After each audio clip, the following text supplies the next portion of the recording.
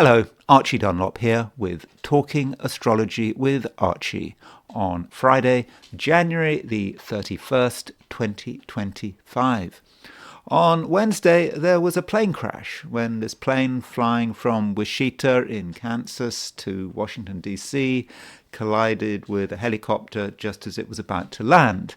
And I want to look at the astrology of this crash in this video. Now, you might think that's a little bit tasteless, so soon after the event, but from an astrological perspective, it does matter. We need to know what was going on, especially as it happened, just after a new moon, and that is something I will be looking at in this video. But before I look at this plane crash, I want to consider the astrology and the I Ching for today. And usual reminder, if you happen to enjoy this video, I'd be very grateful if you were to like it. If you're not subscribed, I would be super grateful if you were to subscribe. So let's look at the astrology for today, the last day of February, January the 31st, and here is the chart, the positions of the planets at noon on January the 31st, set for New York. The moon is in Pisces, and pretty much doesn't really matter where you are. It's a day when the moon is in Pisces all day long, and so we've got quite a lot of stuff in water signs. We've got 5 planets in water signs. We've got Moon, Saturn, Venus, Neptune in Pisces, and then we've got Mars in Cancer. So it's quite a watery day. There could be a lot of emotion flying around, people having strong feelings. On the other hand, it's another day when we don't have anything in fire signs. We also don't have anything in earth signs except for Uranus. So there is a certain elemental imbalance today. We've got planets in air. We've got Jupiter, Mercury, Neptune, the Sun in air signs. So it's a very air-water day. Now, Carl Jung described this axis. If you associate air with thinking and water with feeling as the rational axis, Earth and fire are the irrational axis. What do we mean by rational, irrational? Rational is about really coming up with a decision about whether something is right or wrong. And you could argue, using Jung's approach, that there are 2 ways in which you can decide whether something is right or wrong, especially on a sort of a moral level. You can just have a feeling with that water, with your heart, that something is not right. The compassion of the water signs, just knowing what is appropriate. Or if you're not that kind of person, you can work it out logically. You might not have an immediate feeling that something is right or wrong, but you can work it out, and you can use your intelligence to sort things through. And so, with that water air emphasis, most of us should have just a good sense of what is right, and I think that is quite a good thing. On the other hand, earth and fire, they're far more immediate. It's what is obvious. It's either obvious because you can touch it with the earth signs, or it's just obvious because you know it, and you don't have to worry about questions of right or wrong. So I think this imbalance is interesting, but it does mean that things have to be worked out. If we take water and air are not fast signs. There's processing involved here, whether it's emotional processing or mental processing. Fire and earth are much more immediate, so things could be slower, but probably more accurate. But on the other hand, we know we don't have any fire in the chart at the moment, and some of us might feel there isn't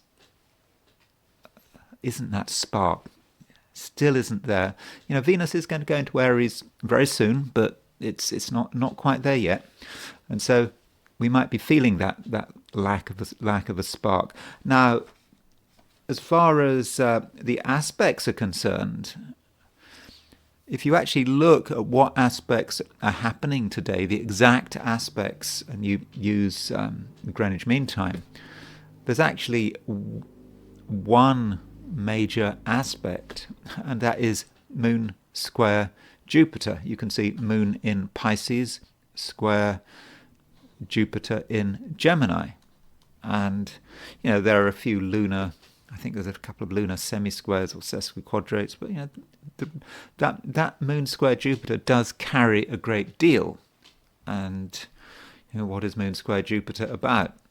It's about excessiveness. It can be taking things too far. Maybe we are not happy with the way things are right now. We just want to take things further, and so there is some danger of exaggeration, and that could be emotional exaggeration. We over respond, or it could be financial exaggeration. We feel we want to spend more money, or we want to perhaps we want to eat more or drink more, just taking some things a little bit too far. And with Moon in Pisces, it sort of you go with the flow, and it might be a little bit too easy to pick up on what people are doing and what people are suggesting. But it is Moon square Jupiter. Moon square Jupiter is not an unusual aspect, so I don't want to over dramatize it. And as far as fixed stars are concerned, Mars is conjunct Castor. So Mars conjunct Castor is an aspect that is a conjunction, with this star, which is I think Castor is the brightest star in the constellation of Gemini. Of course, you've got Castor and Pollux, the twins, and according to Vivian Robson, he says that Castor is the mortal one of the twins, and Castor was famous for his skill in taming and managing horses, and there may be a connection of Apollo there if you're into Greek mythology. And Mars conjunct Castor, which is it's a somewhat difficult influencer, and Robson says evil disposition, much travel, aimless life, many ups and downs. And so that might indicate that today there is a certain amount of restlessness, feeling we're not quite happy with the way things are going. And to be more specific about the overall meaning, it gives distinction, a keen intellect, success in law and publishing, many travels, fondness for horses, sudden fame and honour, but often followed by loss of fortune and disgrace, sickness, trouble, and great affliction. Its natives are said to be mischievous and prone to violence. So that's a general picture. So, with this Mars conjunct Castor, there just may be a certain amount of restlessness here. We just feel that there's not so much going on. And maybe that's just reflected by the fact that we don't have any fire in the sky right now, except for Chiron in Aries. And so if things aren't happening, we might kind of feel we have to make things happen. That is what mischief is about. Why are people mischievous? If people are mischievous, perhaps because they're bored. And so what we have to do is maybe be patient, and also hope that other people are patient as well. Turning to the picture for Sydney, Australia, the moon is in Pisces, all day for all of us. But if we set this chart for New York, from New York, set it for Sydney, Australia, to get sort of a representation of Australia and New Zealand. So at noon in Sydney, the moon is at 1 degree Pisces. So in fact, this morning, if you are in Australia and New Zealand, the moon might be in Aquarius, but it's late Aquarius. I think that the overall day is still going to be moon in Pisces, but in Australasia there could be an Aquarian feel right at the beginning of well, there is an Aquarian feel anyway because the Sun and Mercury are in Aquarius. But in terms of a moon and everything I was saying about the moon in Pisces, how the moon in Pisces is quite an emotional influence in the Americas. Sorry, in Australia or New Zealand, you might not feel that until as late as the afternoon, especially if you're in New Zealand. And then there is the heliocentric view. Now, there's not a lot going on in the heliocentric chart either. And so here's a heliocentric chart, putting the Sun at the center of the solar system. And heliocentrically, Mercury is making a square to Chiron. And with Mercury square Chiron, that may actually support what I was saying about Mars on this fixed star Castor. There is something a bit mischievous about Mercury square Chiron. Mercury square Chiron wants to do things differently. It's just not entirely happy with the way things are going and wants to stir things up, wants to force change. It's certainly not in any mood to follow the crowd. And it may be that something has to be said. No one wants to hear it, but some people just want to say it anyway. So that could be how Mercury Chiron works. But also Mercury is sextile Saturn. So Mercury sextile Saturn does create a certain amount of discipline, mental discipline. And so this may be a time with this aspect that we can concentrate on, what is important and somehow ignore the distractions and also ignore the fact that there is nothing going on. When there's nothing going on, we feel we want to fill the vacuum with something, anything, but is that really the right thing to do? I don't think it is. Now, making an overall statement about the positions of the planets today, the aspect count is actually very low. And so when you've got a low, when I have a low aspect count, it kind of means that there isn't so much for me to talk about. So I'm going to try my best to keep my forecast quite short, but I often find that difficult. Somehow something has to be said.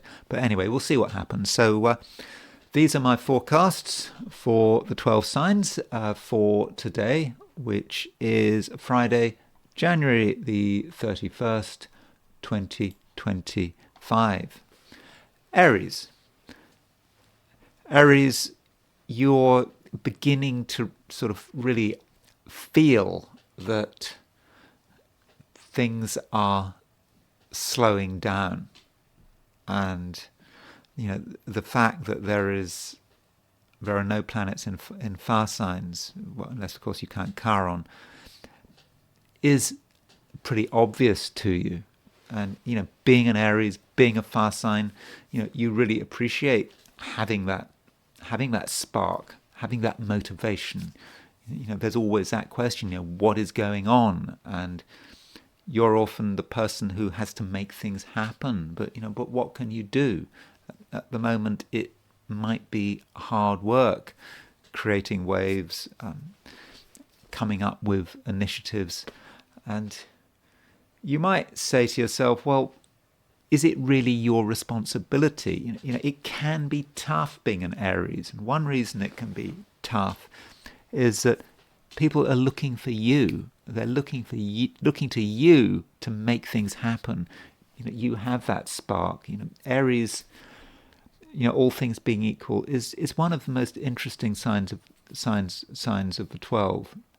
Interesting, not necessarily because you've got interesting things to say. And you may well have interesting things to say, but it's just because of your personality. When you're around, things just happen, and you want to make things happen, and that's very much who you are.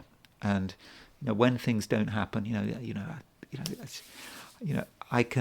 I can remember. I knew an Aries once. I haven't been in touch with him for a long, long time, and I can remember he was just sitting and someone was sleeping and he was bored, and I can remember him just flicking matches at this person, just flicking matches at him, just going on and on and on, flicking matches, just trying to get him to wake up. And I'm certainly not suggesting you flick matches. You know how it is. You have a matchbox and then you flick it, and as you flick it, the match catches fire, and then this flaming thing gets thrown across the room. And this is what he was doing. He felt that this was a good way to sort of stir things up, make things happen. Yeah, and I'm certainly telling you not to do that. But you might sort of feel that you want to do something, and it's a situation where it's not going to help. You have to just accept things as they are. And the moon is in Pisces. The moon may be making a square to Jupiter, but it's also starting to make a conjunction to Saturn. And with the moon in Pisces, Aries, it's probably a good idea to just accept the situation. You don't have to be at the center of things all the time, and you shouldn't feel, Aries, that there's any great responsibility. It's not down to you. It really isn't.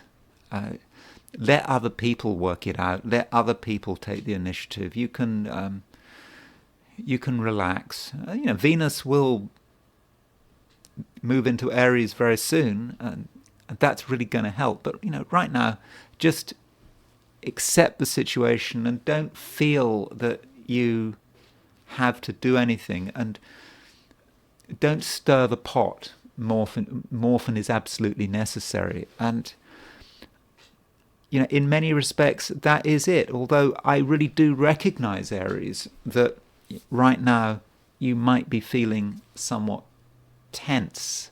You want something to happen. You are aware of restriction, and you'd like to break this restriction and do something special. And perhaps you even feel that somehow you're being held back, almost in chains, but you're not in chains. It's just a state of mind, and it's a state of mind that is certainly not going to last forever. And perhaps, Aries, you should use today as a form of relaxation. Not just today, maybe tomorrow as well. Just see what's happening. Don't feel pressurized. Don't feel responsible. And if you can have that state of mind, then I think that you should be okay. Taurus,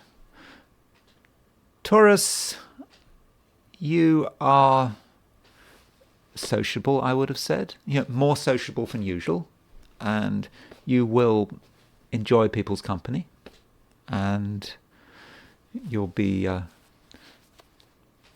curious to know, what people are doing, what people are up to, and your social skills are going to be pretty good in a moon in Pisces kind of way, because the moon is in this sign, and moon in Pisces, it's a fairly emotional placement for the moon, and it's all about flexibility. It's about picking up what's going on around you on an emotional level, and you will, I think, have a fairly good understanding of what's going on in people's hearts, and as a result, you'll be able to respond accordingly. Though, Taurus, bear in mind that there aren't any planets in Earth signs. Well, okay, Uranus is in Taurus, that's true, but there are no planets in Earth signs, and you may not get a lot of information from the material world. Taurus obviously is an earth sign, and what things look like can be important, but the information you're looking for might be lacking, and it's not a time when you can judge things by surface appearances.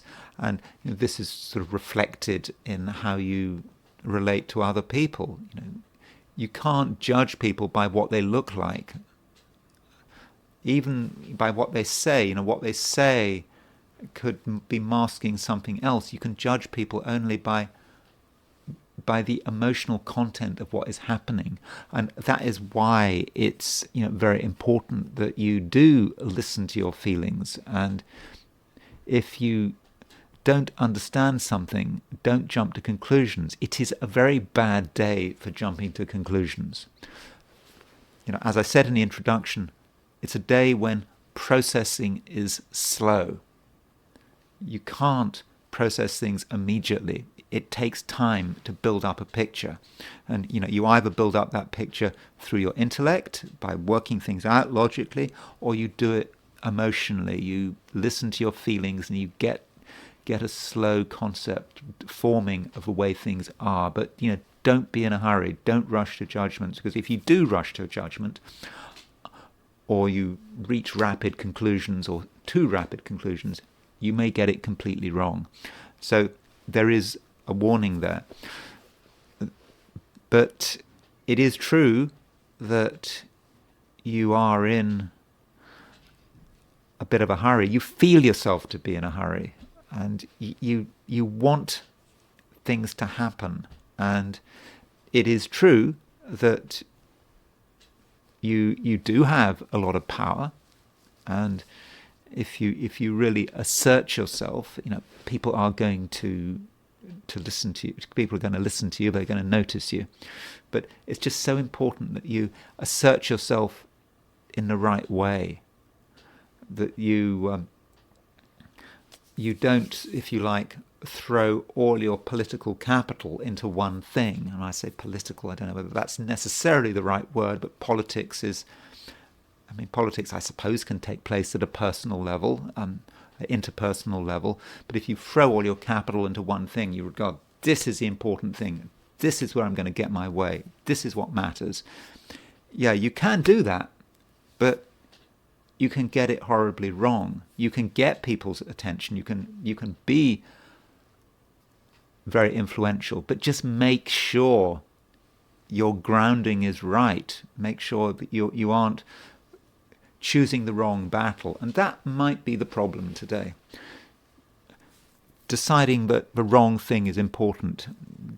Getting involved in a battle which really isn't your battle. It's someone else's battle, or it's a battle that should be fought on a different day. So don't feel that you have to be in a mad hurry. And on balance, it's probably better to listen and respond rather than to talk and to act. Gemini,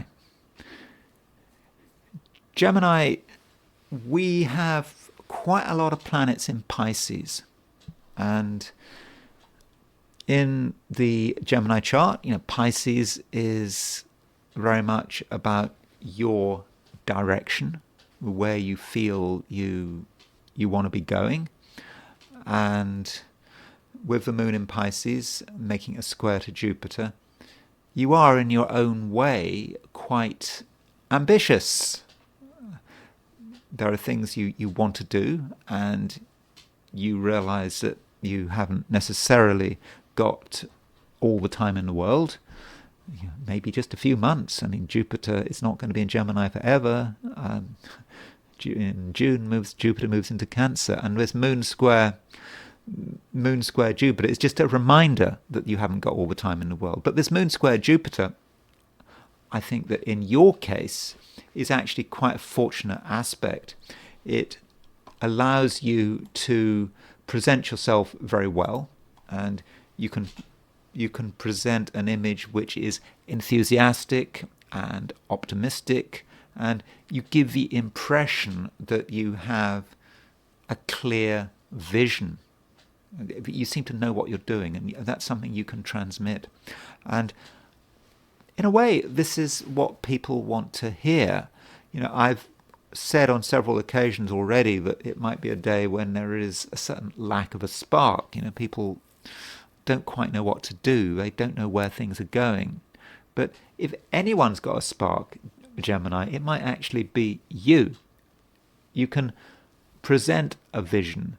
It might not be an incredibly inspiring vision, but it's some vision. It might be something that you can talk about with, words, and your words can carry some weight.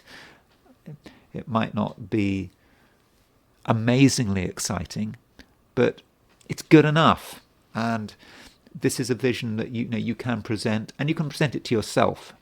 And that's where it all starts. You can give yourself the optimism to believe that something is possible. And once you start with yourself, then that can move on and start to influence other people. And if you're working today, I think things should really run pretty smoothly.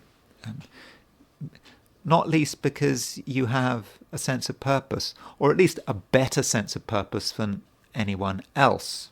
And so, it's a Friday, so maybe other people are slowing down, but I don't think you particularly want to slow down. You want to just see things through to a completion, and maybe take this through until Saturday.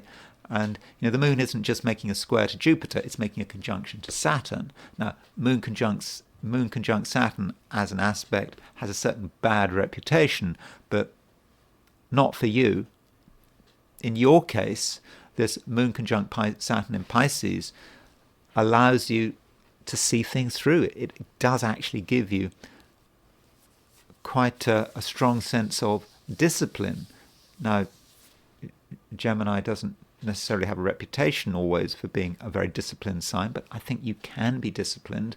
And again, you can also be an individual. When we looked at the heliocentric chart, we noticed that Mercury was square Chiron, and you're not satisfied with the way things are. Things could be done differently. Things could be done better. And you're just the person to move things on, to make things happen differently. And if you want to be a little bit mischievous, but never forgetting that sense of iron discipline represented by that moon conjunct Saturn, never forgetting that, if you want to be a little bit mischievous, stir things up by saying things that people weren't expecting, then I would have said, go ahead. Cancer, it's a day when things look pretty good. The moon's in Pisces. Okay, the moon might go into Pisces late morning, early afternoon if you're in Australia and New Zealand, but overall I think we can see it as a moon in Pisces day. And with the moon in Pisces, you're feeling quite sort of tuned in to what's happening around you. It's not that things are wildly exciting. Now, some people might be looking for excitement, but I don't think you are. You're just looking for things that are interesting. You want interest, and you're open-minded up to a point, and you just know how things are moving. And it's important to keep your cool and not to exaggerate, not to overestimate anything or to over-dramatize anything. I'm not saying you necessarily will, but the moon is making a trine to Jupiter. And I suppose with this moon trine Jupiter, there is some possibility that you might read too much into something. That Jupiter could be about a fear. I'm not saying that Jupiter is always about fear, but in this case it might be.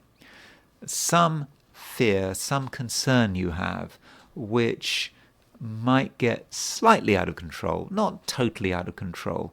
And you might then feel that you shouldn't necessarily do something or think something because you might be afraid of the consequences. And that also links with the fact that the moon makes a square to Jupiter, and then it moves on to making a conjunction to Saturn. I think that conjunction is going to be more sort of tomorrow, but still, I think you can feel that moon conjunct Saturn. And with that moon conjunct Saturn, some Cancerians might stop what they're doing. They might feel they just have to pause because this might be a situation where you feel that you're on unfamiliar ground. And Cancer, I would suggest that you be a little brave. I'm not saying you have to be brave in a situation that is genuinely dangerous, but it's being brave in a situation where you don't know what's happening. You don't know the facts. Be brave, for example, with ideas. An idea might seem very challenging. It might challenge everything you believe in, or it could be people who are challenging. People who you know they are different from you. And they might have ideas which, as far as you know, are just 180 degrees different from what you believe in. But the moon conjunct Saturn it should be encouraging you to move forward and to experiment with ideas. Remember, it's just ideas. It's just words. All that stuff, sticks and stones may break my bones, but words can never hurt me. Yeah, it's just words or ideas. And so, don't be afraid. And there's knowledge out there, and that knowledge can be useful. It's something you can pick up on. It might not seem immediately useful, but give it a couple of days, and you'll realize that what you learned today or tomorrow, could be useful. I don't know, by Monday, by the beginning of next week. And this moon conjunct Saturn, which is developing, might also say something about relationships. The moon conjunct Saturn is a time when you and someone else can move closer together, and that moon Saturn conjunction is in Pisces. It is a very emotional conjunction, and it's not saying that the relationship in itself is particularly close, but there is emotional awareness, and that's one thing that you have today. There are a lot of planets in water signs. You've got 5 planets in water signs if we include Neptune, and so Cancer, that does make you emotionally aware, and you're going to understand people. You're going to really have a good sense about whether people can be trusted, whether or not they're on your wavelength. If they're not on your wavelength, you're probably going to have a good understanding of where the differences lie. And just because someone is completely different from you, just because someone presents a different view of the world, doesn't mean that they should necessarily be avoided. And another thing to point out is with the moon in Pisces is it does kind of relate back to the new moon. So we had a new moon on Wednesday, and if you're a typical Cancerian, the lunar cycle is important to you. You really pick up on the lunar cycle, and the new moon can be a point of vulnerability because it's the moon is right next to the sun, and particularly when the sun and the moon are very close together, when a new moon is close, when the sun and the moon are both in the same signs. But when the moon moves out of the sun sign, so now you've got sun in Aquarius, moon in Pisces, you start to get a sense of objectivity. You understand what's happening, and whatever was promised by that new moon, you can now see it, and you can get a feeling for what it's all about. And the new moon can represent new projects, new ventures, something new in your life. And at first it might have felt something that you really didn't want to talk about. But now with the moon in Pisces, there is that objectivity, and you can start to understand it, not just mentally but also emotionally. And it may also then be a time that you can start to discuss some of your ideas and some of your plans for the next month or two. And that moon conjunct Saturn, which seems to happen tomorrow in most cases, that moon conjunct Saturn may be an encounter with someone where you're able to tell them what's on your mind. Or even if it's not with someone, that Saturn can represent a sense of discipline and focus. Wednesday, Thursday, you might not have had that focus because you weren't sure, but today you do have that focus, and things are becoming clearer, and you start to get an idea about what you want to do over the next few weeks, or perhaps between now and the next new moon at the end of February. Leo, the new moon is over to an extent. I mean, the immediate impact of the new moon on Wednesday is over, and you've got the sun in Aquarius, and so that new moon perhaps represented a new tide in terms of other people and how you relate to other people. And you may not have been entirely sure how you wanted to handle things. You weren't really fully aware of its implications. But now the moon is in Pisces, that does allow you to get a certain perspective. But it is a perspective that has an emotional nature to it. And Leo obviously is not a water sign, but you have to try your hardest to listen to your feelings and listen to your heart. Your feelings are telling you stuff, and it's through your feelings that you kind of understand what this new moon is about. And you shouldn't be in a rush to understand things. Things are slow today. I mean, or at least they should be slow today. And with the moon moving through Pisces, you're starting to get a picture. It's starting to make sense, and maybe you're starting to make sense of other people, and you need to be able to just see it through.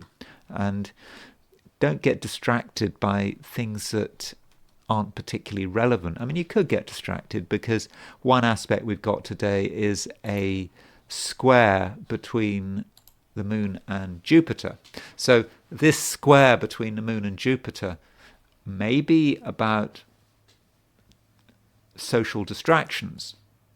You should be concentrating on things in your own way and listening to your feelings, trying to get a picture. But then Jupiter comes along, that moon square Jupiter, and it just makes things complicated. And in a social sense, things might be challenging. And I'm not sure if that's a good thing. Sometimes people can be less than helpful, and it just may be that you should stay out of other people's way unless it's really important, or if you're dealing with people that you know well. And I should also say today, Leo, there could be a certain sense of frustration. There are things that you want to do and you'd like to get on with it, but it is slow. And part of the slowness might be to do with other people. People want your attention, but once you give them your attention, what do they do with it? They just waste your time, or they just present you with the same old story, and everything might seem a bit stuck.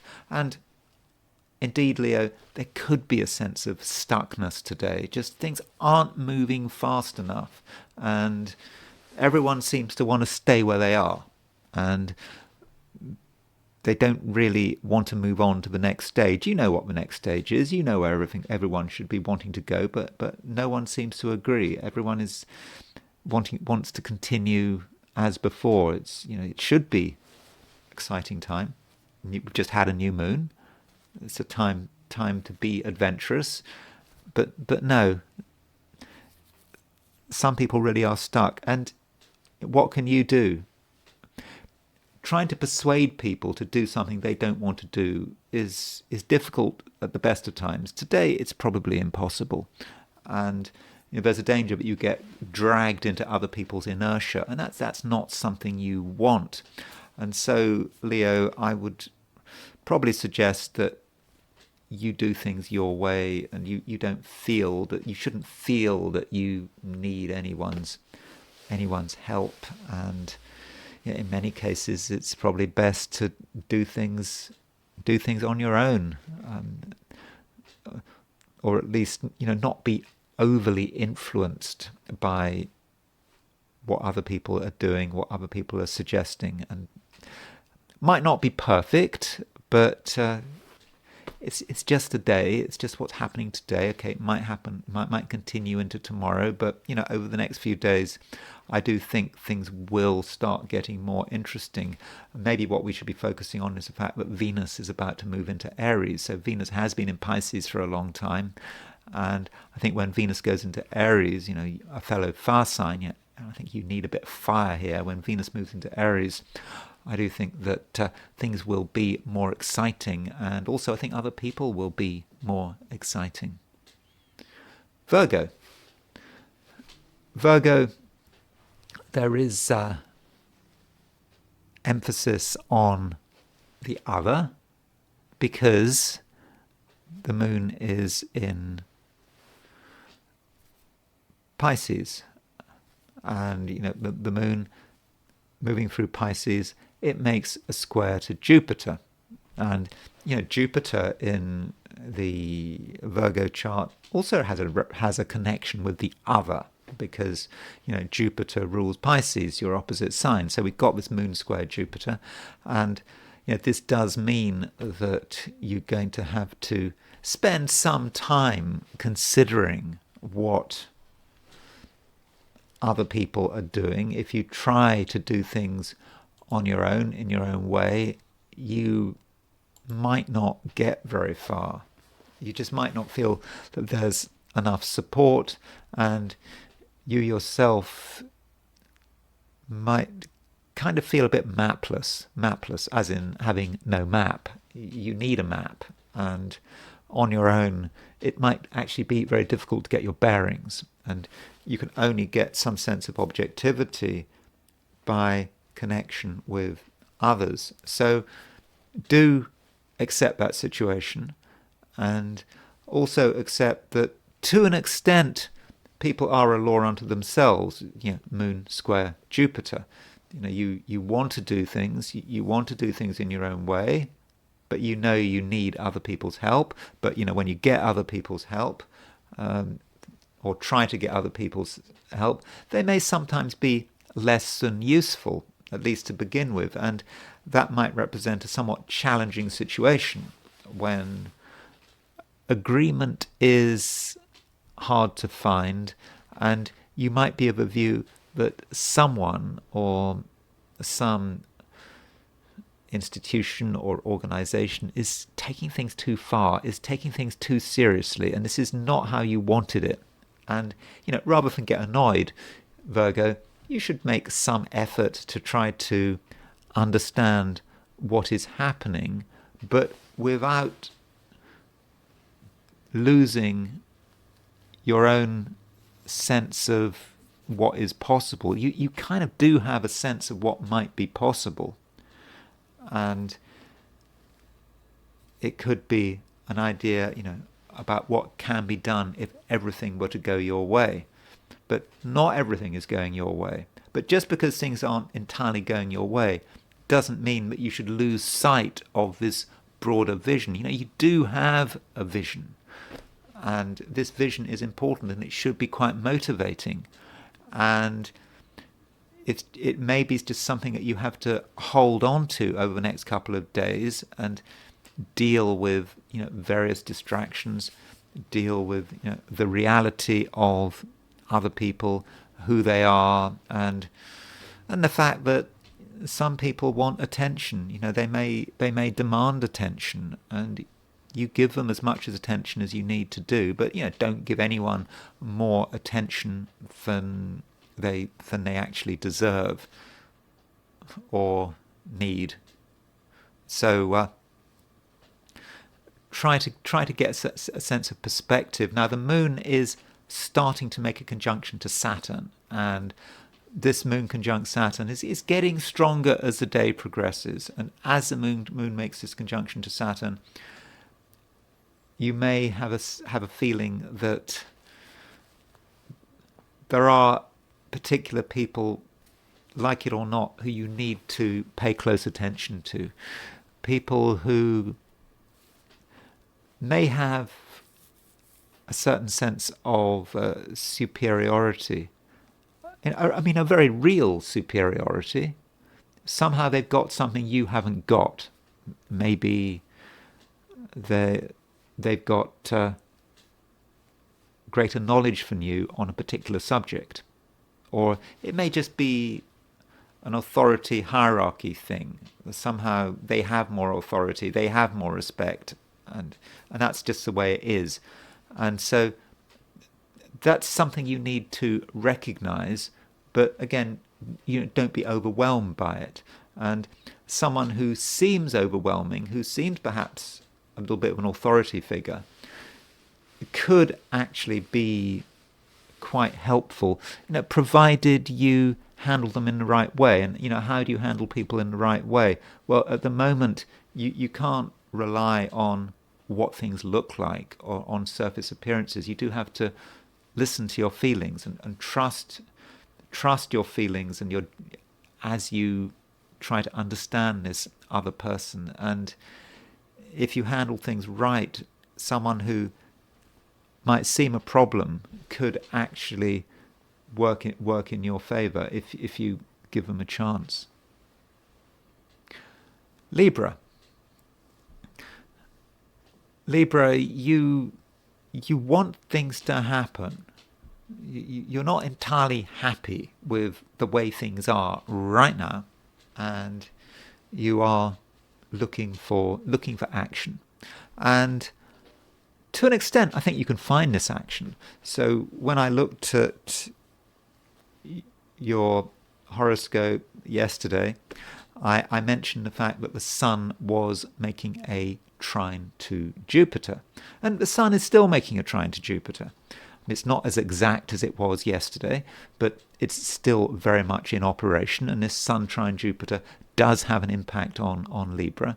And it gives you a sense of what you can do, and it also gives you a sense of power, a power to make things happen. And right now you do want things to happen, and you're not satisfied with the way things are. And if you feel dissatisfied, then you are in a position to work out what to do. It's not a day for taking bold initiatives.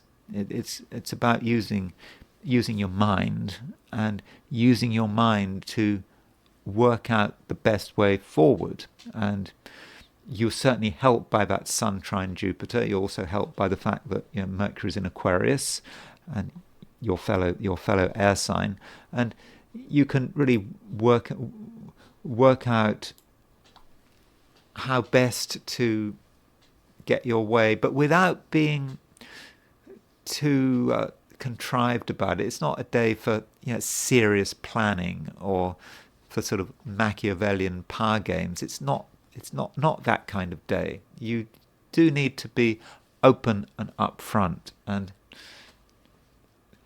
that is especially the case in terms of how you are talking, how you're communicating, the way you use words. Just make it simple, and a few basic arguments should be enough to see you through. Arguments plus a bit of positive thinking, be optimistic, give the view that things are going to be okay, things are going to work. And if you tell people that things are going to work, then I think that in most cases they are going to believe you. Now, you may not be 100% sure about whether things are really going to work. You may say something, people will believe you, but you might still have your doubts. And it could be a situation where you are privately unsure of yourself. You kind of feel that you have 75% of the answers, but there's still something missing. There's still something you have to work on. So perhaps what you have to do is you have to tell everyone that things are fine, that things are going to be great, and then privately you can work behind the scenes on the areas that are not perfect, the things that have to be sorted out to make sure that you can fulfill your promise. So, provided you've got most of the product, I suppose a product, whatever you're trying to sell, whatever you're trying to push, provided you've got most of the product, that's probably enough. And the rest of the product can be done in your own quiet way. And so that, that indicates to me that, it's a day when you can, where you can be positive, and you can even be a little bit over optimistic. Now, as far as relationships are concerned, you might find that some people are a little bit difficult.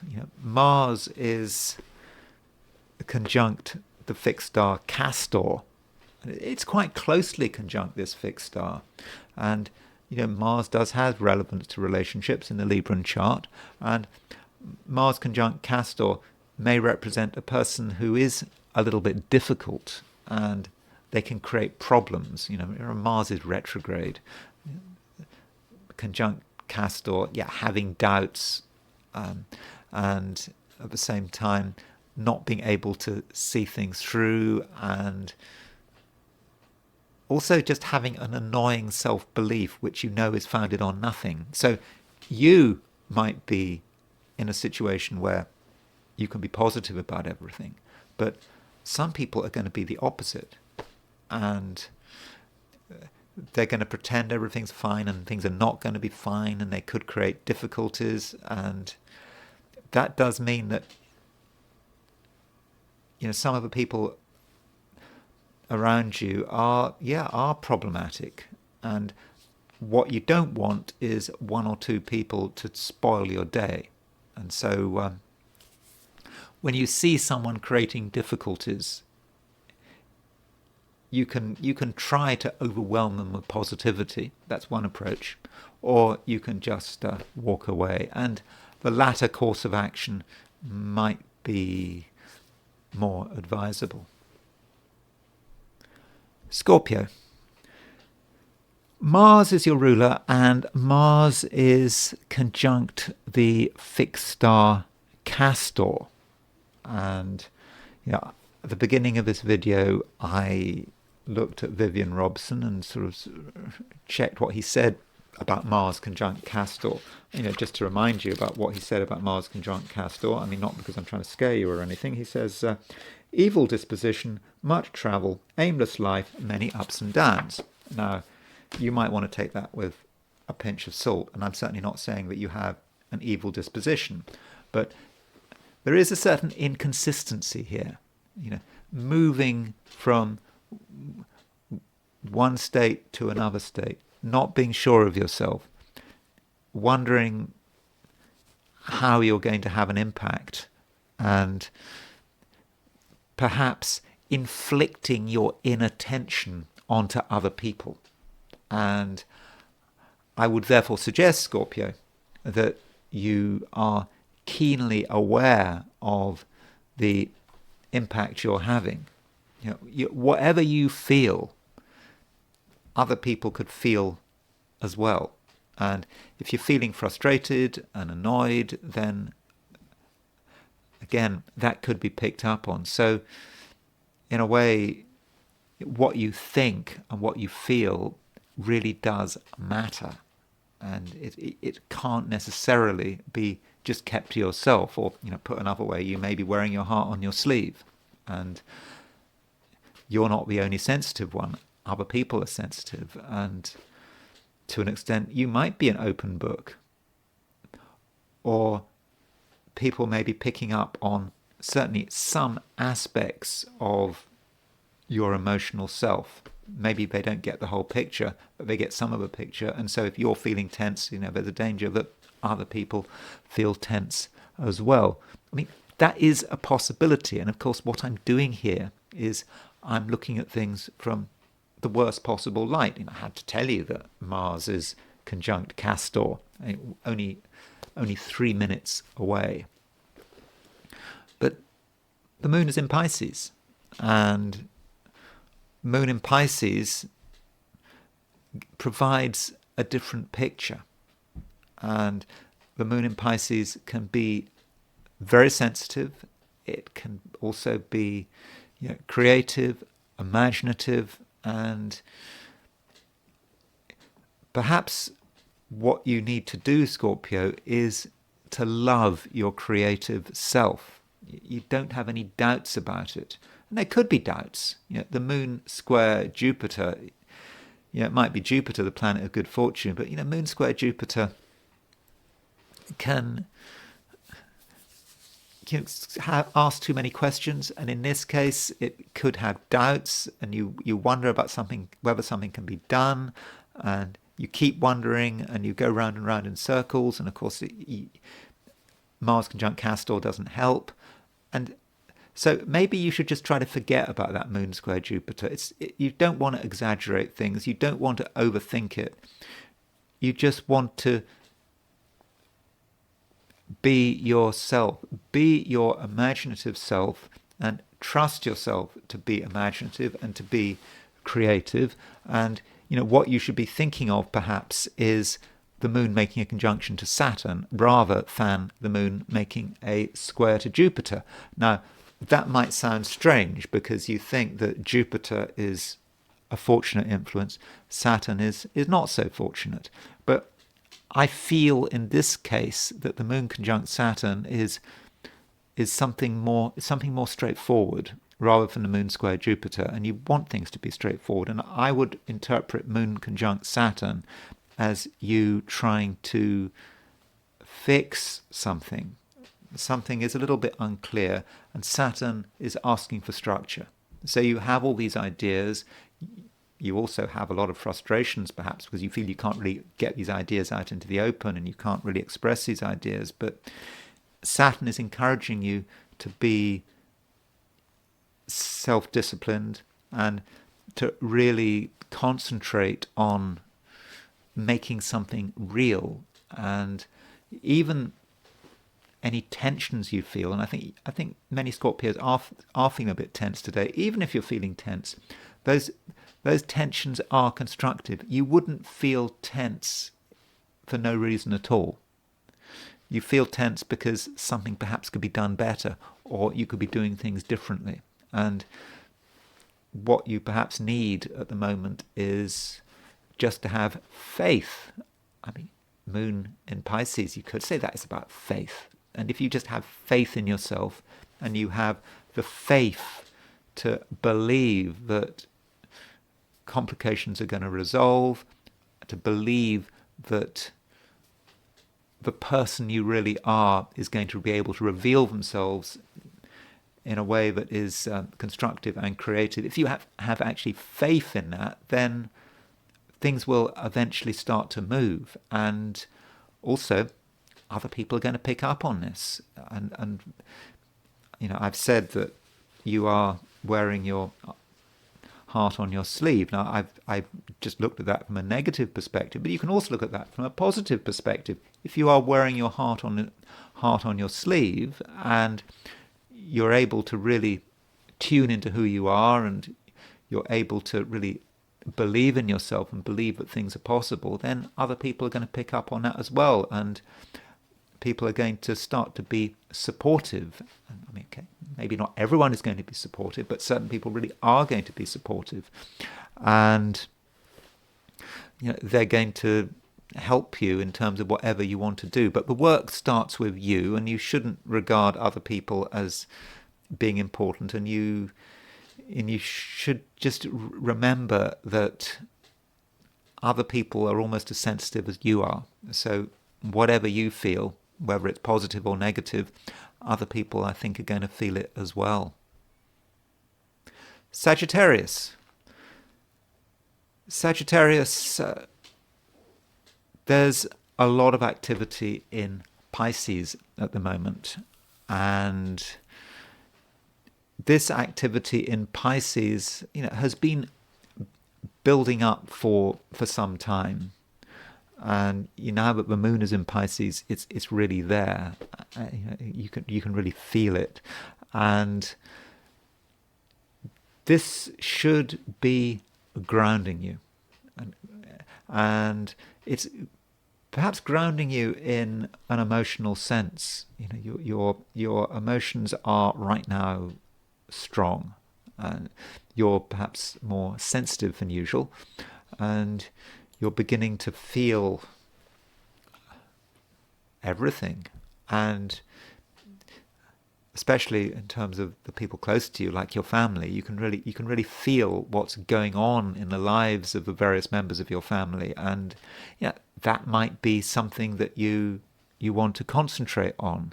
And also, you are to an extent seeing things through other people's lens, and that actually gives you a strong ability to empathize. It might even be an uncharacteristically strong ability to empathize, and it might not actually be something you want to do. You don't want to have to spend all day looking at things through other people's smudged pair of glasses. Yeah, I know my own glasses are fairly smudged. I think I need a new pair of glasses, actually. But looking at things through smudged lenses is not something that you feel comfortable with, but it might be something you feel you're doing anyway. Though, should you complain? It's good to be able to see things from other people's from another person's perspective, because that gives you knowledge, and in many respects this is what Jupiter in Gemini is about. Jupiter has been in Gemini since May. It's going to be there until June, and with Jupiter in Gemini, you do have the capacity to see things from another person's perspective, because Jupiter is in your opposite sign, and the moon square Jupiter today is really emphasizing this. And so don't worry if other people are calling the shots, and at the same time your own stability is what matters, and you shouldn't really be desperate to cover new ground, especially now with all these planets in Pisces. But on a positive sense, we had this new moon on Wednesday, and the new moon on Wednesday could have been about having a few ideas, having some thoughts, and you realize something for the first time. You weren't quite sure what to do with it, and then moon goes into Pisces, and you actually have a chance to ground something. So something that was vague and meaningless a few days ago now becomes more real, and you can place it somewhere where it can put down roots and can become a permanent part of your life. And permanence does matter to you at the moment. Sagittarius is not just about constant movement. I mean, that is something we think about with Sagittarius. One associates Sagittarius with travel and action, but travel and action without some sense of rootedness is not really going to work out. So perhaps that's what you should be doing right now, with the moon making that square to Jupiter and also making a conjunction to Saturn. So tomorrow, moon conjunct Saturn in Pisces is really allowing you to put down roots and start to understand what is important, and don't forget your family. The fact your family matter, and if you can have contact with your family, that would be really good. Capricorn. Moon is moving into Pisces, and when the moon moves into Pisces, it starts to make a conjunction to Saturn, and I feel that this moon Saturn conjunction does work in your favor, and so the moon is not exactly on this conjunction to Saturn. That conjunction to Saturn becomes exact tomorrow. On Saturday. Let me be precise about that. Well, precisely, that moon conjunct Saturn is at 4:09 a.m. in London, or if you're in New York, that's sort of late tonight. You're going to have a moon conjunct Saturn. But today, tomorrow, moon makes a conjunction to Saturn, and this moon conjunct Saturn, I believe, is actually for you is a fairly fortunate aspect. It allows you to bring things together, and it also allows you to sort of start to incorporate the lessons of the new moon. And we're all affected by Wednesday's new moon, obviously in different ways. So think about what is happening on Wednesday, and some of the things that have been important become important. They might relate to money, because that new moon was in Aquarius, and there can be a financial connection in the Capricorn chart between Aquarius and money. But now that the moon is making a conjunction to Saturn, or starting to make a conjunction to Saturn, then you're able to make sense of it and start to communicate it, certainly to yourself. And there is a great sense of understanding, and at the same time, people are going to understand you. This moon conjunct Saturn. Moon conjunct Saturn has a somewhat difficult reputation. People see moon Saturn conjunction as a problematic aspect. If you were listening to what I was saying about poor Meghan Markle, she's got a moon conjunct Saturn, and I wasn't very positive about her moon conjunct Saturn in Libra. It has certain advantages because she's not a Capricorn, unlike you. In your case, this moon conjunct Saturn that you've got today or tomorrow is something that very much allows you to be taken notice of. People are just attracted to you because they know you're important, and they know that you've got something important to say, important to communicate, and people are going to listen to you. And you might have your doubts, as sometimes Capricorns do. Capricorns can often say, no one cares, no one wants to hear what I've got to say. But they always want to hear what you've got to say. Capricorns can really underestimate themselves, and it's not a time to be underestimating yourself with that moon conjunct Saturn. You've certainly got something to say, and it's important, and it could be quite motivating. And if you think that there is something wrong with the world, that things are moving too slowly, then now's the time to perhaps discuss some of your frustrations. These frustrations are not necessarily about your own personal life. They're just about the way things are happening around you as you see them. Other people might be oblivious to them, but you know them. You can see the problem, and you're able to put words to that. And this means that you can have an influence, and may be something you just have to do. You're here on this planet for a reason. You're here on this planet, to make the world a better place, and you're maybe aware of why this world is not as good as it should be, and that is something that I think that you really can communicate. Now, this moon conjunct Saturn also can be about relationships, just plain simple relationships. Saturn is you, moon is another person, moon is moving towards a conjunction of Saturn, and that just simply means that someone is getting close to you, someone who is almost certainly in a weaker position than you. I mean, not necessarily in a permanently weaker position, but at the moment it seems to be you calling the shots. So in terms of your social interactions, whatever those social interactions are about, you have an advantage. And so be aware of that advantage, Capricorn, and use that advantage. And and don't underestimate yourself. That really is important. Aquarius.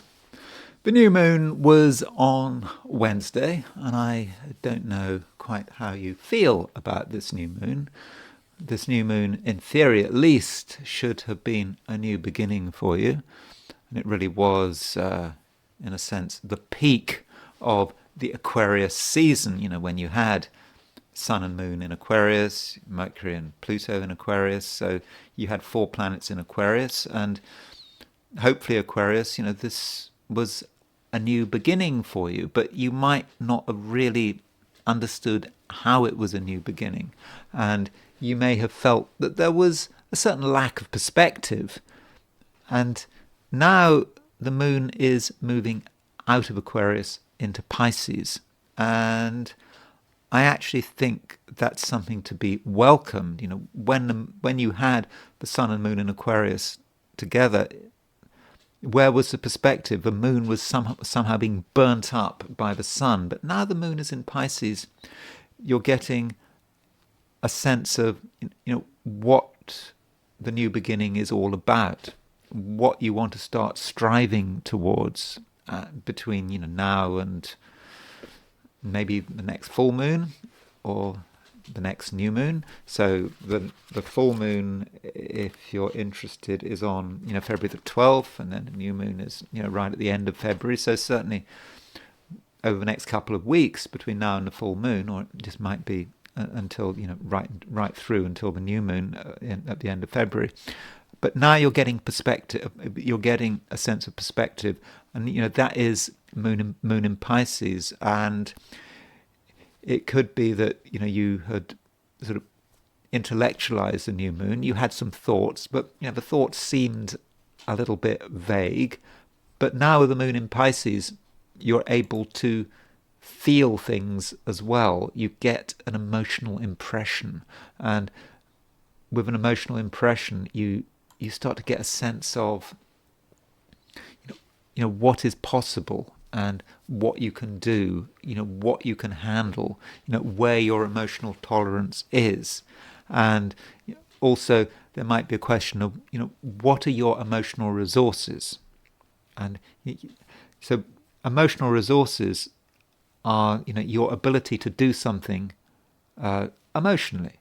I mean, you can logically say that you can do something. I mean, you can logically say, for example, that you can be a door-to-door salesperson. Logically you can do it. You just knock on doors, asking people whether they want to buy something. I mean, of course, I don't think people do door-to-door selling anymore, but a few decades ago it was something that people did. I did try selling encyclopedias once. I think I lasted about a day. I remember trying to sell encyclopedias. It ended when I was doing quite well. I was in some suburb of London. I was doing quite well, and I was actually close to getting a sale, and I would show them the encyclopedia, and I was supposed to come up with a spiel saying, you really need to buy these encyclopedias. It's really important for your family and your children's education. And I think I'd made some progress.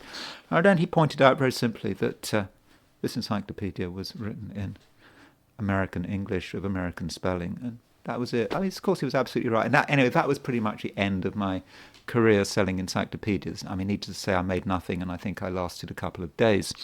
But you can have the thought, the idea that you can sell encyclopedias, but or something like that, or that you can do cold calling or whatever. That's the equivalent now, isn't it? But can you emotionally handle it?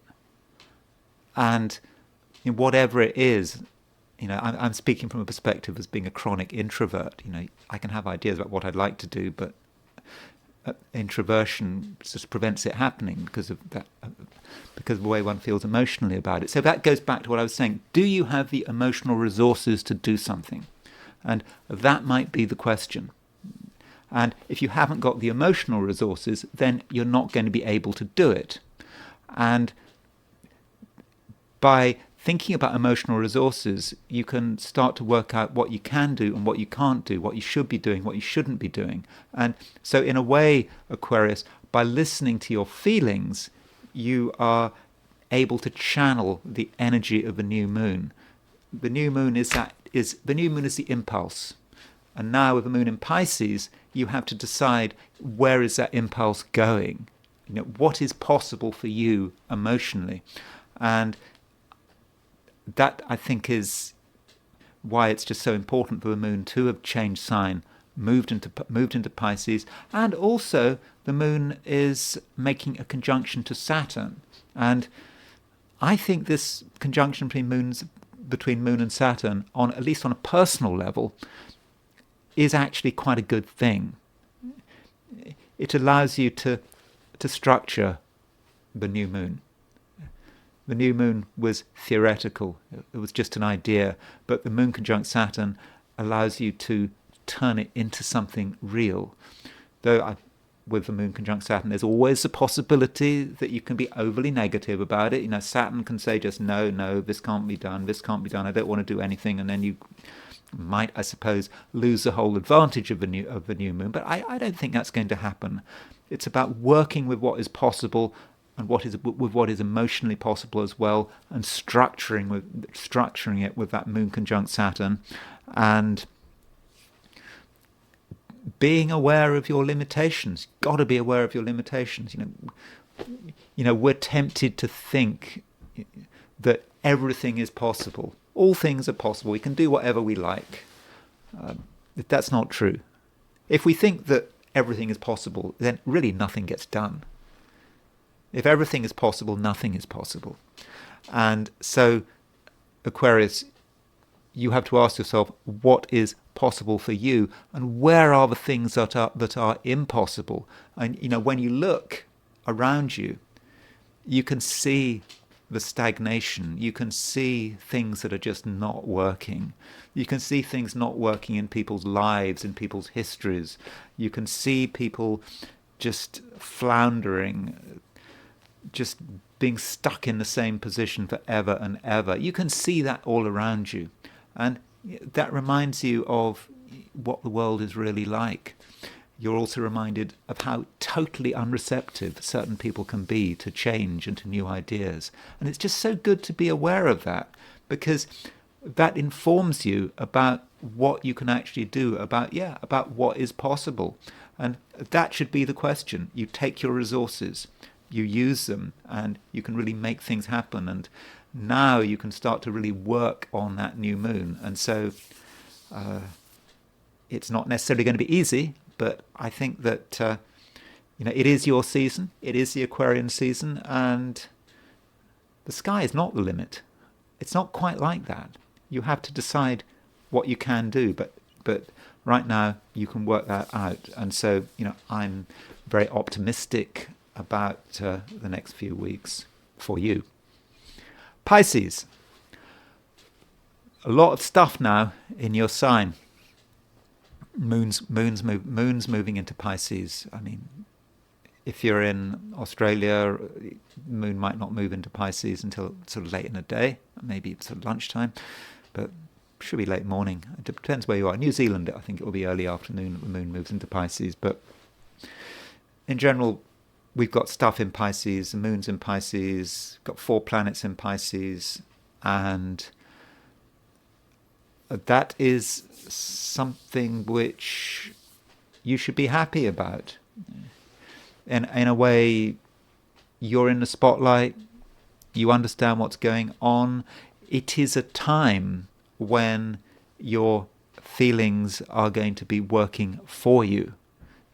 There is a lot of stuff now in water signs. You've got 5 planets in water signs. Moon, Saturn, Venus, Neptune, and Mars. And so you are in a familiar environment, and there's nothing around you that should be too confusing. You just are able to tune into things, and you'll come over as being a serious and disciplined person. And that's what people need. People need a sense of certainty, and they want to know that things can be done in a particular way. And at the moment, it does seem, Pisces, that your way is the best way, and you're able to, to demonstrate that things are possible if things are done in the right way, and that's what matters. Doing things in the right way, and I think in most cases people are going to listen to you because you do seem to be serious. Now, there could be a few distractions. The moon is making a square to Jupiter, and this moon square Jupiter is somewhat problematic because Jupiter is your ruler. The moon is making a square, and this might represent a concern that if you just come over how you want to come over, if you just express yourself how you naturally want to express yourself, you might at the same time be undermining something. And you might always be thinking, if I do this, what is the result going to be there? And there might be some overthinking. And security concerns might stop you making the most of your potential. So, for example, in terms of your home and your family, home and family, of course, are important, should be important. But if you spend too much time worrying about your home and your family and security, that might hold you up a bit, and you might not be able to make the absolute most of your potential. And so, try to get the balance right, and don't allow anything to irritate you to the point where it grinds you to a standstill. But I do think that is unnecessary. And that moon square Jupiter, although it is the most important aspect of the day in some respects, I mean, it seems to be pretty much the only aspect today from a perspective of Greenwich Mean Time, the only major aspect. It's not an aspect you should obsess about. You should be thinking more about that moon conjunct Saturn, and that moon conjunct Saturn is about you being focused, being serious, not being distracted, and just being someone that everyone respects. And yes, you can be respected, and if you feel that things aren't going your way, that things are a bit slow, all you have to do is just turn up the volume. And you turn up the volume, that turns up the power, and you just turn up the volume until you get what you want. And I think that you can. I mean, then the question is how much you want to turn up the volume. You shouldn't have to turn it up to maximum. And yeah, you could if you want, but don't turn up the volume of your own power more than you have to, because you have got what it takes to get what you want. And now it's time to look at today from the viewpoint of the I Ching. I asked the question, what is Friday going to be like for those watching the I Ching section of this video? And the first hexagram I got was hexagram 29, the abysmal. Don't panic. The abysmal seems to be a difficult hexagram. You can see that it's composed of two trigrams. So a trigram represents three lines. So we've got the bottom trigram and the top trigram. And that trigram is an aspect of water. You can see water in several different ways. I mean, one way in which the I Ching conceptualizes water is as being the lake. I mean, that is one way of looking at the lake. It seems something benign, the lake. Another way of looking at water is the abyss, the bottomless pit, Mariana's Trench, just falling into something. And here we've got that aspect of the water, the pit, the abyss over the abyss. And so this is a difficult situation. And there are many pitfalls. We could fall into pits if we're not careful. We very much have to watch where we tread. And, once we get in, if we were to fall into the abyss, well, that wouldn't be good, would it? And we have the fourth line moving. And the fourth line moving does indicate a danger. It may even indicate that, to an extent, we do get ourselves into a trouble, or we feel that we are in something of an abyss. And the imagery here is of perhaps being in a hole, but there is a light shining, and there may be some kind of window. And this might be a situation where things are difficult, but they can be resolved because there's a window. And you could conceptualize a window as perhaps being a window by which food can be passed through. So if you imagine yourself in a prison cell, then at least there's a way to get sustenance until further help can be brought. I mean, maybe we just need ropes and stuff to get us out of the abyss, but we're not stuck. I mean, that's the key point. This is not a situation that is getting worse, and we get the idea with the abyss of someone needing help, and it may be us needing help, it may be someone else needing help, and that help is available, and it's help that's just needed, and it's rough and ready. We don't have to go through the sort of the rituals of asking for help. We have to make an appointment and we get help and someone listens to us and we have to be polite. We can forget all that because this is a situation that needs attention, and we get attention, and we are supported. So if things start to go wrong today, don't panic. Or if you start the day feeling stuck in a pit, then get help, ask for help. I believe that help will be forthcoming. Okay, that help may not necessarily be from another person. It may be, I don't know, you could just look around, read, look on the internet, whatever you need to do. So that's one way of looking at it. It could be that someone else needs help, and it's just a situation where you just have to act quickly, and it is all a bit rough and ready, but that's the way it has to be done. So actually that line is fortunate. And it's, there are some of those lines in the abyss are really horrible, really bad. But not that line. The fourth line is okay. And so with the fourth line moving, that means we move to a different hexagram. And We get a hexagram. I think we got this hexagram yesterday or the day before, very recently, and that it moves to hexagram 47, which is oppression.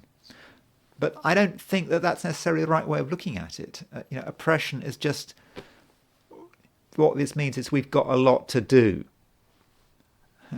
We've got a lot on our plate. That's all it means. And that kind of makes sense, doesn't it? I mean, it's a difficult situation. Maybe it's us in a difficult situation, or someone else is in a difficult situation, and we've got to resolve it. And it's hard work. And we may have to do something that, strictly speaking, someone else should be doing, but we do it. We're prepared to take on the responsibility. And maybe that means that we have to take on the responsibility for getting someone else out of a pit, not getting ourselves out of a pit. But we can do it. We have got the energy, we've got the capacity. It may not be much fun, but in the end, the situation is resolved, even if it's quite exhausting. And now I'm afraid I have to look at this plane crash. And I absolutely understand that some people might regard that as being inappropriate. We've just had this plane crash. People have lost their lives. And here is me just wanting to, make a video about it. I'm looking for something to make the video about. I'm looking for a topic, so I'm using this accident, and it's not disaster tourism; it's disaster astrology. You could see it like that. But I would argue that this is what astrologers do. I mean, in my experience, this is what they do. This is what they always did. When I was learning astrology, we'd always look at disasters. And in astrology classes, if there was a disaster going on, the whole class would look at the chart of the disaster, and the teacher would sort of lead the class, and that's what we did. I mean, maybe things have changed since the 1980s. And so I don't apologize for looking at this disaster. And additionally, there are two things which are important about it. We just had a new moon, so it's something that happened on a new moon.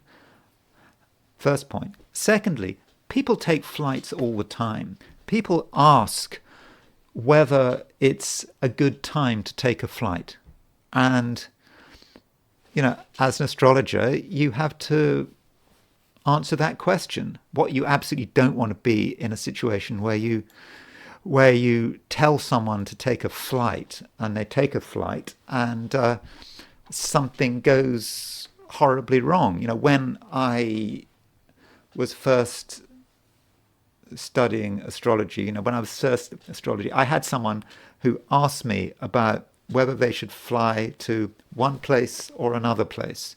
And I said, they should fly there. And I told them that was a really good idea. I think I looked at their astrocartography or something. And they flew there, and it was in the US, and they got deported. I mean, that's an example. I think I've learnt my lesson there. I know what I did wrong. But that was when I just started learning astrology. So it really does matter. And so I think that is another good reason to be looking at this flight. So here is the chart of, let's have a look at the flight. So I want to start off by the chart of when this plane took off.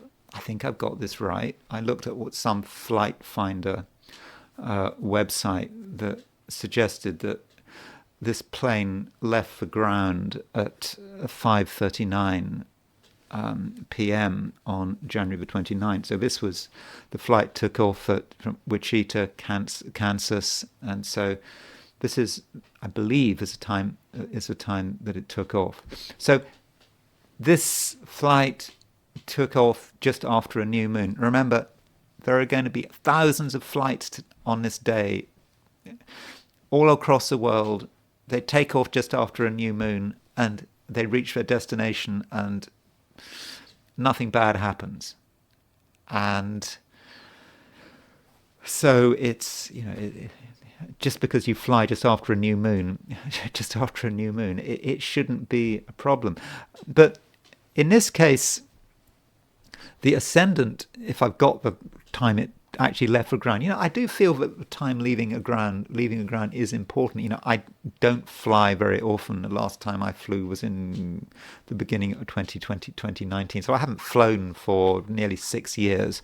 But so for me, flying is quite a novel experience. I haven't taken that many flights in my life. But, that moment when the plane leaves the ground it still is quite spectacular. How can this thing just leave the ground? For me, that is the moment which is just incredible.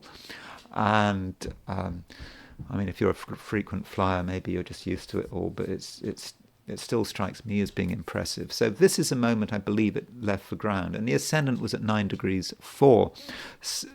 So the new moon was in Aquarius, it was at 9 degrees 51. So the descendant was just crossing the new moon as it took off, and the moon was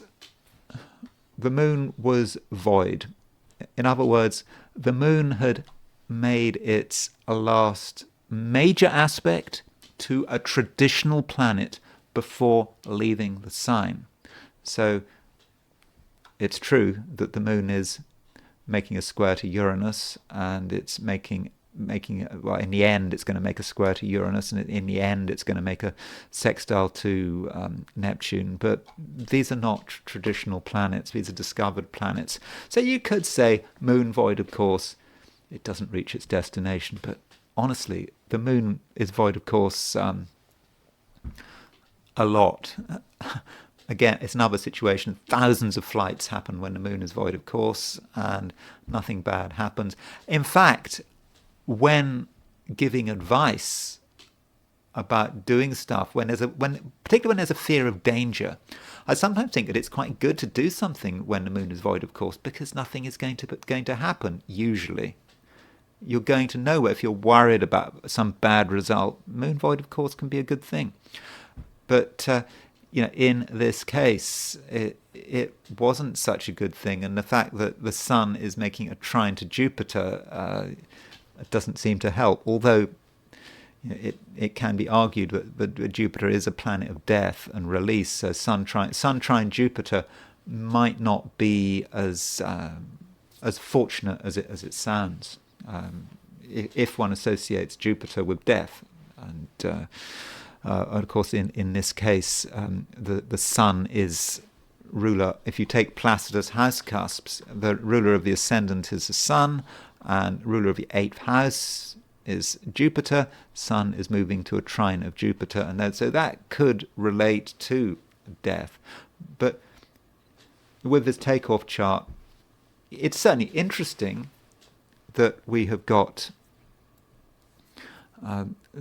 we've got the degree of a new moon on a descendant, but that's possibly as far as it goes. So the flight continued, and then there was the chart of the accident when this plane hit the helicopter. And so here's a chart of the crash. I've got the coordinates right. I would think I've gone for 8:48 p.m. This chart will be within, from what I've heard or what I've read, it will be within 30 seconds of the actual crash. So it should be pretty exact. And what immediately stands out is Venus and Saturn. So there has been a Venus conjunct Saturn, and this Venus conjunct Saturn, is 8 degrees apart. It's really separating. But the moment of the accident was when the ascendant was exactly conjunct the Venus Saturn midpoint. And we can look at the 90-degree dial to this chart. So the ascendant is important because it's personal. It's a precise. It's when it happened, and it's personal to that particular place. And So if we put the ascendant, if we look at the midpoints that the ascendant is on, you can see that Venus and Saturn, the ascendant is exactly aspecting the Venus-Saturn conjunction. And it's also exactly aspecting the Moon-Zeus conjunction. And the Moon-Zeus conjunction, we talked about Zeus, Moon-Zeus recently, and we were talking about it in terms of warfare and that. But Zeus is a very fiery influence. And you could say it's people going up in a fireball. It was only a helicopter, I think, there was a fireball there. So Moon-Zeus on its own might not be particularly significant, but when you look at the other midpoints it's on, the ascendant was on the Moon-Zeus midpoint, it was on the Venus-Saturn midpoint, and it was on the Mars-Uranus midpoint, and so you put them together, and you might see loss of life, particularly with that Mars-Uranus. So the ascendant was on some pretty difficult midpoints. Now, by the way, there's no way you could use this to predict that this accident was going to happen, at least not in terms of, from my perspective. This is very much post hoc. It's done with 2020 hindsight. I absolutely realize this, but it is just the exercise that one is going through. I think that in pre-war German astrological circles, there was at least one group of astrologers, I think most of them were PhDs, and they would always do this. They would look at events, but they would specifically not make predictions. They would actually only look at events after the event. And so, in this case, this is what I'm doing, and I do think that ascendant link with those midpoints is really quite significant. And the moon, if we look at the moon, the lunar midpoints, and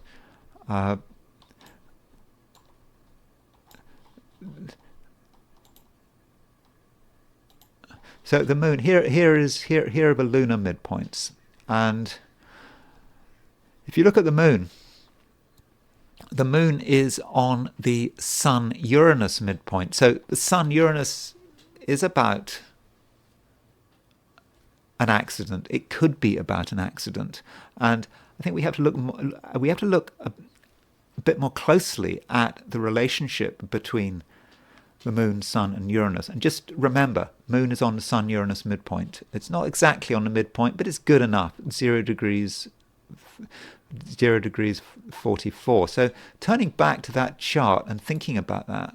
So we had this new moon at 10 degrees Aquarius. 9 degrees Aquarius. Yeah, about 10 degrees Aquarius just before.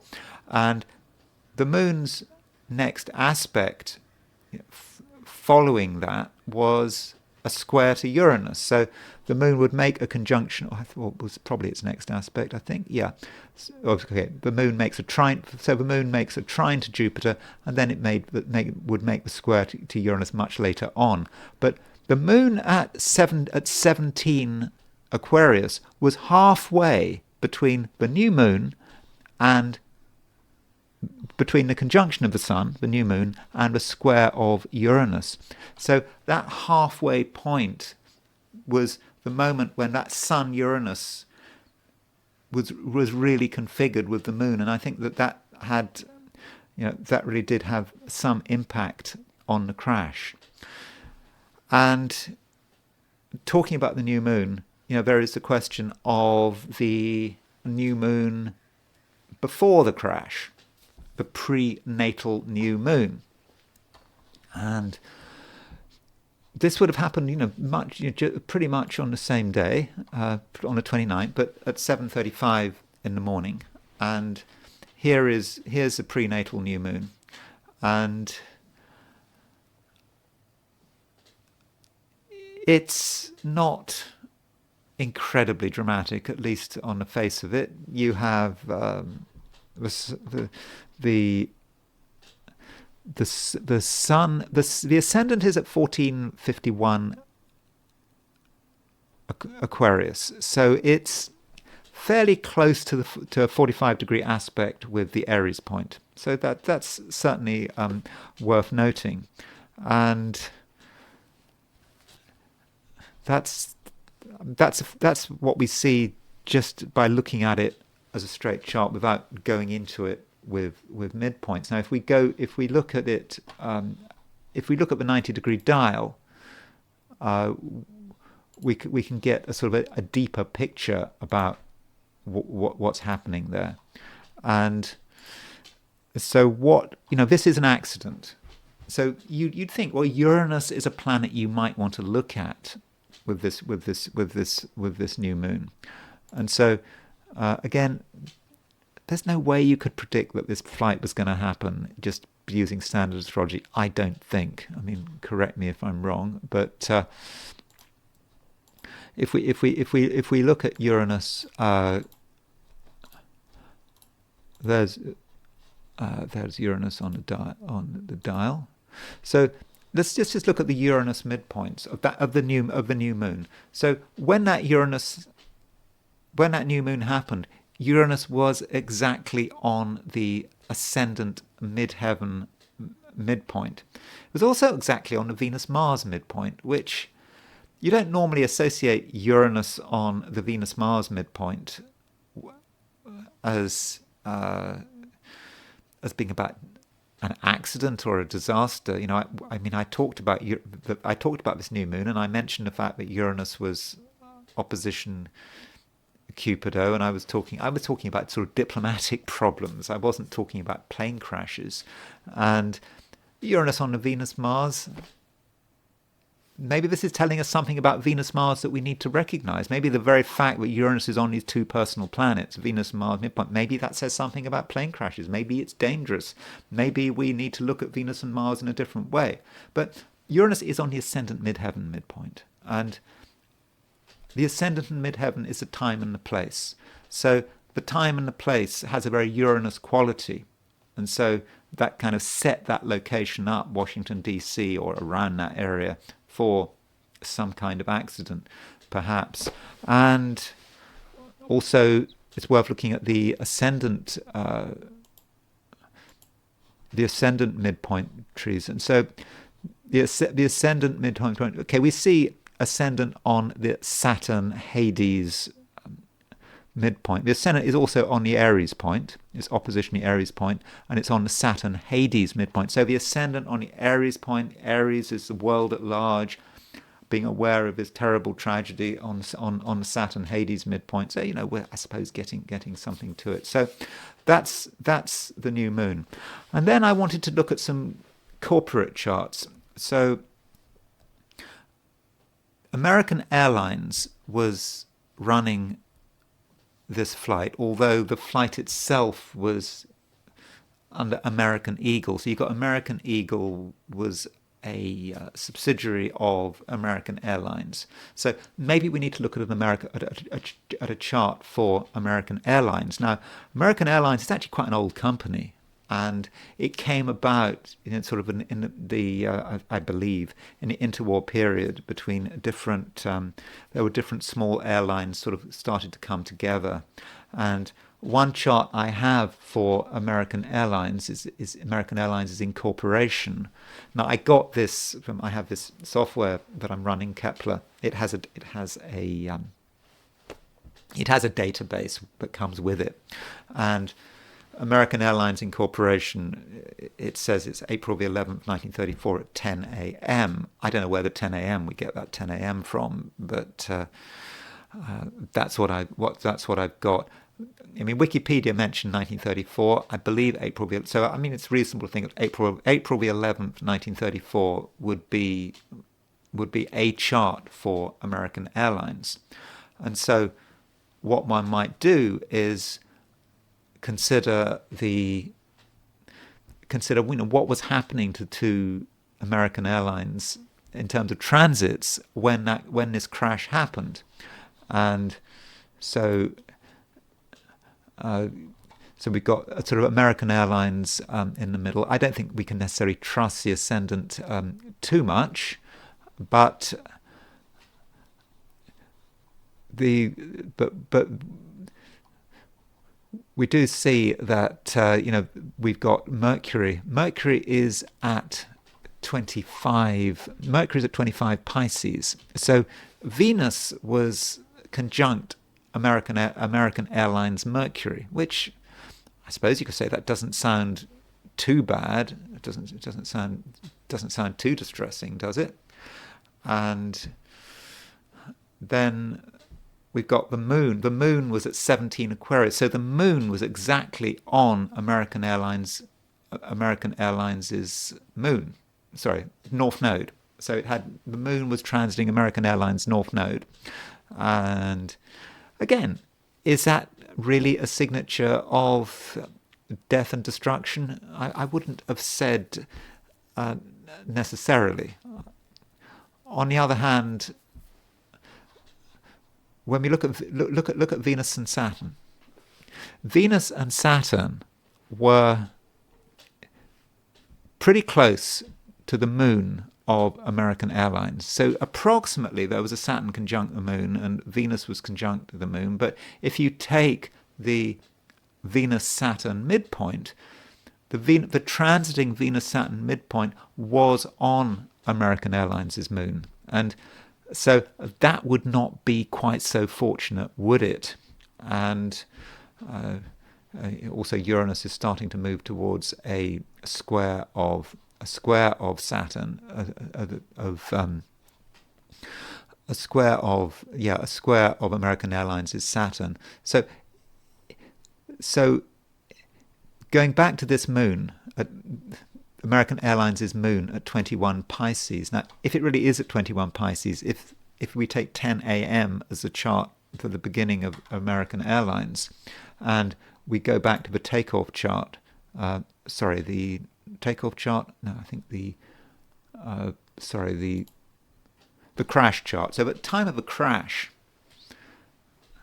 the ascendant was at 21 Virgo. So the descendant at the time of the crash was exactly on American Airlines' moon. And that Venus-Saturn conjunction, that's perhaps why the Venus-Saturn conjunction was so devastating. The Venus conjunction, even though it was a wide Venus-Saturn conjunction, the Venus-Saturn midpoint was on the ascendant at the time of the crash, and that descendant highlighted the moon in the horoscope of American Airlines.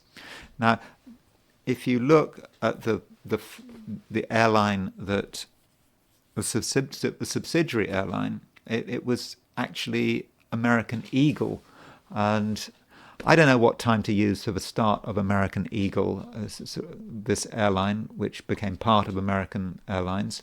So American Eagle apparently had its first flight on November the 1st, 1984. I don't know what time that first flight was, but I've just gone for noon. And it was from Fayetteville in Arkansas. And so there's a chart for the flight, and moon at noon was at 23 Aquarius, and we get kind of square Saturn and square Mercury. And again, let's have a look at the transits. For inner wheel, we've got American Eagle's, the chart of American Eagle's first flight. On the outer wheel, we've got the chart of the actual crash. And at the time of the crash, when the helicopter hit the plane, the moon was at 1734 Aquarius. Saturn was at 1756 Scorpio at the time of the first flight. So the moon was exactly square the American Eagle's Saturn. And I suppose you can say this really was, very much a moon-Saturn event. And again, we don't know the time of the flight. If that flight happened to be at noon, the moon would have been at 23 Aquarius. It probably wasn't at 23 Aquarius, but if the moon was at 23 Aquarius, Uranus would have been square that moon. But don't think we can necessarily make that assumption. So there are some transits here involving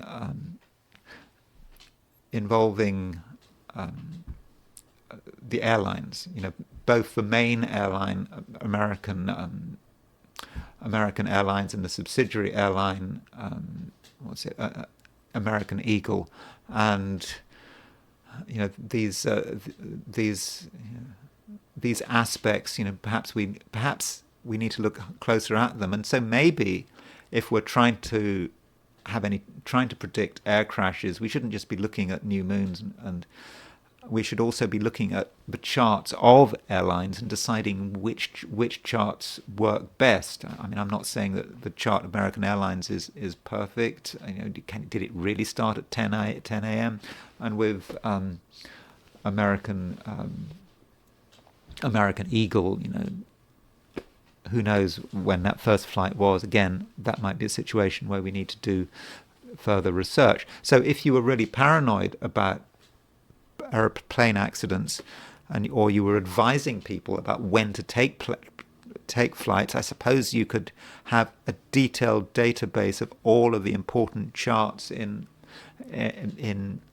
the airlines you might be flying, and maybe then you could have a better chance of predicting air crashes. But it's quite difficult. By the way, one aspect that I haven't mentioned at the time of this crash was, which you might be interested in, is the fact that Mercury was at 312 Aquarius and true black moon Lilith was at 3/4 Libra. So there was an exact trine between true black moon Lilith and Mercury, and also between a pretty close trine between true black moon Lilith and Pluto. So maybe that Mercury-Pluto conjunction trining black moon Lilith said something, and may have had some impact on the accident, or may at least correlate with the accident.